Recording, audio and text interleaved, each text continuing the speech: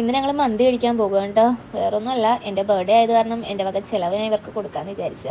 പിന്നെ ഷോപ്പിൽ വെച്ച് തന്നെ ജസ്റ്റ് കേക്ക് കട്ടിംഗ് ഒക്കെ ഉണ്ടായിരുന്നു കേട്ടോ. അപ്പോൾ അതൊക്കെ കഴിഞ്ഞിട്ടാണ് ഞങ്ങൾ ഫുഡ് കഴിക്കാൻ വേണ്ടി മന്തി പാലസിലേക്ക് വന്നത്.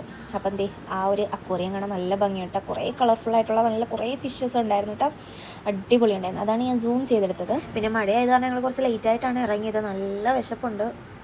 പിന്നെ നമ്മൾ മന്തി ഓർഡർ ചെയ്താൽ എന്തായാലും ഒരു 10-15 മിനിറ്റ് എന്തായാലും എടുക്കുമല്ലോ മന്തി റെഡി ആയിട്ട് വരാനൊക്കെ. അങ്ങനെ സാധനം റെഡി ആയിട്ട് വന്നിട്ടുണ്ട്. ഞങ്ങൾ പെരി അൽഫാം മന്തി ആട്ടോ മേടിച്ചത്. സത്യം പറഞ്ഞാൽ എത്ര കഴിച്ചാലും എടുക്കാത്തൊരു സാധനമാണ് ഈ മന്തി എന്ന് പറയുന്നത്.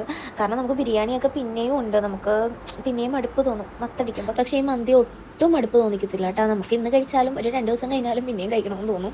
പിന്നെ നമുക്ക് കോമ്പിനേഷനായ മയോണൈസും ആ കുക്കുംബറും ആ ടൊമാറ്റോ സോസും എല്ലാം കൂടിയായിട്ട് കഴിക്കുമ്പോഴാണ് ഒരു ഫിനിഷിങ് കിട്ടുന്നത് തന്നെ.